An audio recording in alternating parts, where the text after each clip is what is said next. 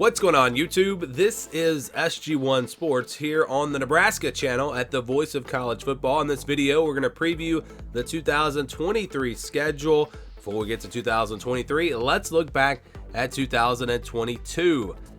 Here was the schedule from 2022 for Nebraska. 4-8. Again, got off to that bad start. Struggled against North Dakota.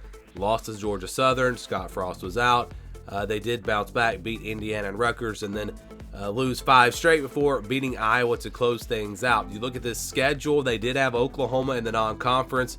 You look at their games against the East, they had Indiana and Rutgers and then Michigan. So that wasn't the toughest draw. They didn't have the toughest schedule last year. And remember, Oklahoma turned out to be a team that barely made it to a bowl game, and they got them at home. So it was a pretty bad year, given that this schedule really wasn't horrible for them last year. Let's look at the 2023 schedule, and these are the games they'll play outside of the division. They'll play on the road at Colorado, Northern Illinois, and Louisiana Tech. Those will be the non-conference games.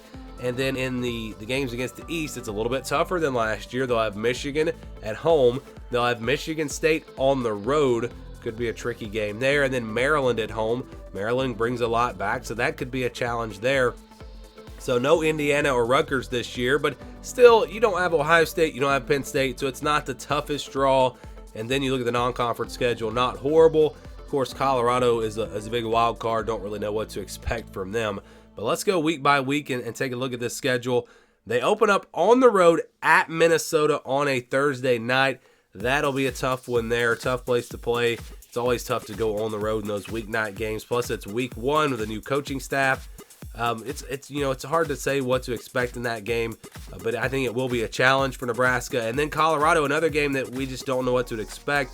2 new coaching staffs. Colorado's roster is going to look totally different. Nebraska's will look a lot different as well. It's on the road at Colorado. They're going to be fired up for that game, so that'll be a tough one. But a winnable game, I think, for Nebraska, potentially. Then they have Northern Illinois on September the 16th and Louisiana Tech on September 23rd. They will close out the month of September with a home game against Michigan. So if they're able to go on the road and beat Minnesota and Colorado, then there's a pretty good chance they could start off 4-0 before playing Michigan. But if you lose to Minnesota and Colorado on the road, then it's 2-2 potentially. And again, then you're getting into the main part of the Big Ten schedule. So Michigan there on the 30th. Then they go on the road to face Illinois on October the 7th. That could be a tough one there. They get their bye week after Illinois, so right there in the middle of the season.